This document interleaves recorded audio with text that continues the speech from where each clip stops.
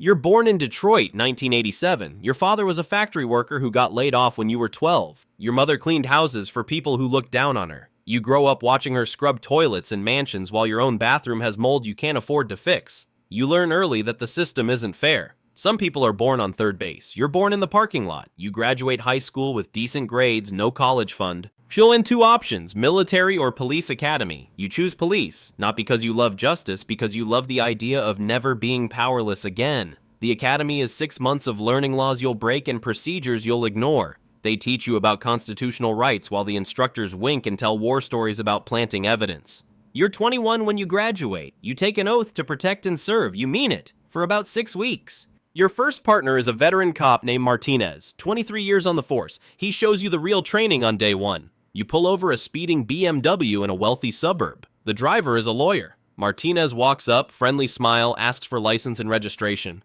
The lawyer hands over his documents with two $20 bills folded inside. Martinez pockets the cash, hands back the license, tells him to slow down. You ask what just happened. Martinez looks at you like you're stupid. Oh, that's how the world works, kid. He pays $40, we look the other way, everybody goes home happy. You write him a ticket, he calls his buddy the prosecutor, you spend your day off in court for a $50 fine the city collects. You make the same salary either way, which makes more sense. You don't have an answer. He splits the 40 with you, $20. You just made half an hour's pay in 3 minutes. The justification is easy. You're not hurting anyone. The guy was barely speeding. The ticket would have been dropped anyway. You're just cutting out the bureaucracy. That's what you tell yourself. The amounts increase gradually. 60 for a DUI, 100 for possession of marijuana, 200 for driving without a license. You develop a system. Pull over expensive cars in rich neighborhoods. They always pay. Poor people in beat-up Hondas get tickets because they can't afford to pay you more than the fine costs.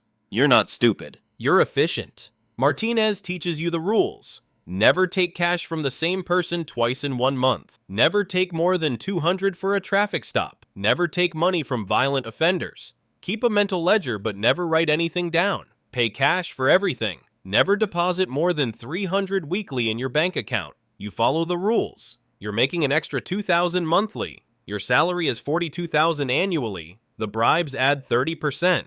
You move out of your mother's house. Rent a decent apartment, buy a used car that doesn't break down every other week. You feel successful for the first time in your life. Year 2, you get assigned to the gang unit. Different game, higher stakes. Your new partner is Sullivan, 12 years in narcotics before transferring. He explains the economics during your first week. The department seizes drugs and cash from dealers. Official procedure, log everything, file evidence. Send drugs for destruction. Real procedure. Log 70%, pocket 30%. A bust that officially records 4 kilos of cocaine actually had 6. 2 kilos disappear. Get sold back to dealers through intermediaries. Same with cash. Official report says 15,000 seized. Actual amount was 25. 10,000 vanishes into pockets. The math is simple. A detective making 55,000 yearly can supplement with an extra 60,000 from seized assets. Well, Sullivan has a boat. His kids go to private school. You ask if anyone notices. He laughs. Who's going to audit us? The dealers we stole from, they can't exactly file a complaint. The department, they're happy we're producing arrests. Internal affairs, they're corrupt too, just in different ways. Your first shakedown happens 3 months in. You raid a stash house, find 12 kilos of heroin and 80,000 in cash. Sullivan logs 8 kilos and 50,000. 4 kilos and 30,000 disappear. Your cut is 6,000, more than you make in a month legitimately. You use it to pay off your mother's medical bills. She has diabetes, can't afford insulin on her cleaning salary. You tell yourself you're robbing drug dealers to help your mother. The cognitive dissonance is impressive. You're funding healthcare with heroin money. The irony doesn't escape you, it just doesn't stop you. You develop expertise in test-lying, that's what cops call it. Lying under oath to secure convictions. A defense attorney asks if you searched the suspect's car with consent. You say yes. The truth is, you searched without consent or probable cause, found drugs, then claimed you smelled marijuana to justify the search retroactively. The drugs get admitted as evidence. The conviction sticks. You commit perjury. The prosecutor knows. The judge suspects. Nobody cares because the defendant is guilty and everyone agrees guilty people should be punished regardless of constitutional violations. You test-lie in 17 cases over 3 years. 17 times you swear on a Bible and lie to a jury. You sleep fine. These are bad people. Drug dealers, gang members. They did something wrong even if you can't prove it legally. You're delivering justice, just not through the official channels. That's the rationalization. It gets easier every time. You make detective at 27, youngest in your precinct. Your arrest record is impressive. Your conviction rate is 92%. You're a star. What the statistics don't show is that 30% of your arrests involved planted evidence, coerced confessions, or falsified reports. You're not solving crimes, you're creating solvable cases through fabrication, but the department measures output, not methodology. You close cases, you get promoted. While narcotics is where you learn industrial-scale corruption. Your unit seizes $2 million in cash and product annually. Official logs show $1.4 million, 600,000 evaporates. Split between 8 detectives, 2 sergeants, and a lieutenant. That's $50,000 per person. Tax-free, untraceable. You're now making over $100,000 total. You buy a house, a nice one. You tell people you inherited money from an uncle. Nobody questions it.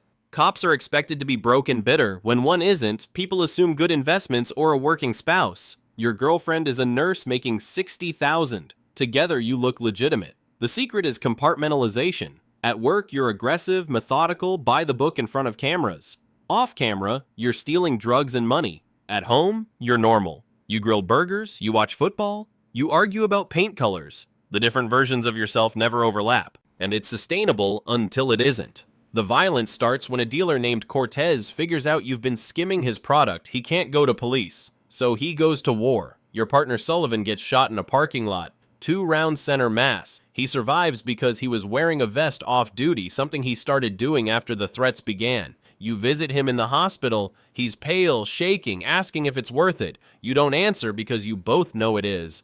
The money is too good. Yet the alternative is going back to making $55,000 and watching your bank account hover near zero. That's not acceptable. You respond to the shooting by raiding Cortez's operations, not to arrest him, to bankrupt him. You seize everything. Product, cash, cars, weapons. You log 20%, steal 80%. Cortez loses $500,000 in one night. He leaves the city. Problem solved. You just committed armed robbery under color of law. You seized assets without proper documentation. You stole evidence. You're no different than the criminals you pretend to chase. The difference stopped mattering 3 years ago. You get promoted to sergeant at 31. Now you supervise 8 detectives. You don't take money directly anymore. You take a percentage of their takes. A supervisor tax. They steal from seizures. You tax their theft. It's efficient. You're making $70,000 yearly in off-book income. Your official salary is $68,000. You're doubling your money. You buy a second property. Investment real estate. You tell people you're smart with finances. It's not a complete lie. You are smart, just not legally smart. Your girlfriend becomes your wife. She's a good person. She believes you when you say the money comes from overtime and off-duty security work. You don't correct her. She doesn't ask detailed questions. That's the implicit agreement in your marriage. She gets a nice house and financial security. You get someone who doesn't look too closely at where it comes from. The system works until internal affairs starts investigating your unit. Someone talked. You don't know who. Could be a detective you passed over for promotion. Could be a dealer you robbed who found a sympathetic FBI agent.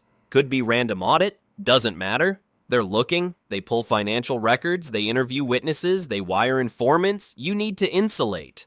Well, you start documenting everything your detectives do, every shakedown, every planted evidence, every falsified report, not to turn them in, to have leverage if they turn on you. Mutual assured destruction. If you go down, everyone goes down. That keeps people loyal. You also start moving money. Cash gets converted to cryptocurrency, Bitcoin, Ethereum, Monero, harder to trace.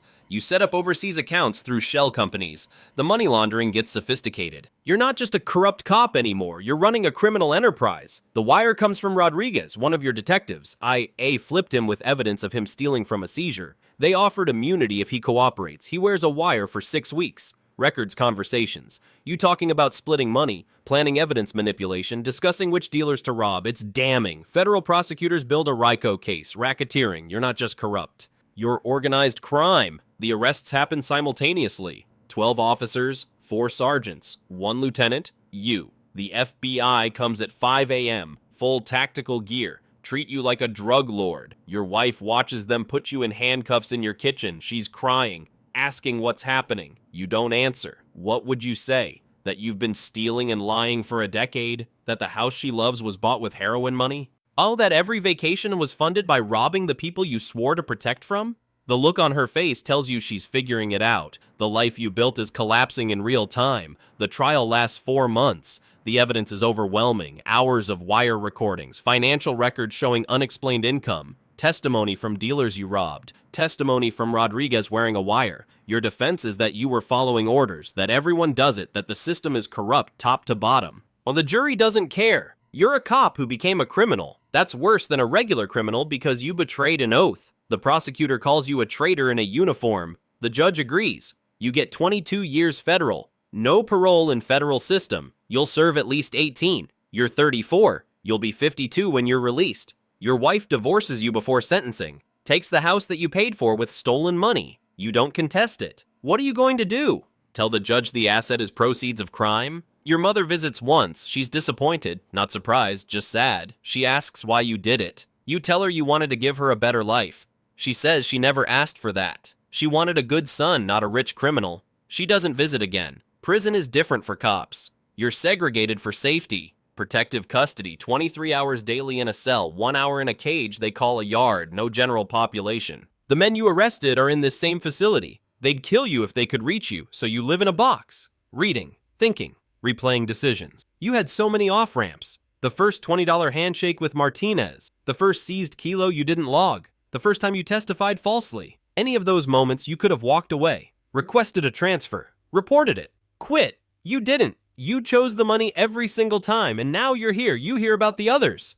Sullivan took a plea, 15 years. Rodriguez got immunity, witness protection, new life somewhere. 3 detectives got similar sentences to yours. The lieutenant killed himself before trial, carbon monoxide in his garage, left a note saying he wouldn't survive prison. He was probably right. The department holds a press conference. The chief calls you a disgrace, says you don't represent the force. That's a lie. You represented the force perfectly. You just got caught. There are 100 more cops doing exactly what you did. They're just smarter or luckier. The system that created you is still running, still producing officers who see bribes and seizures and think, why not? Still promoting based on arrest numbers without asking about methods. Still protecting bad cops until the evidence becomes undeniable. Somewhere right now, a rookie cop just took his first $20 handshake at a traffic stop. His training officer is telling him that's how the world works. He's thinking about his student loans and his shitty apartment and how 20 bucks could buy groceries. He's telling himself it's harmless.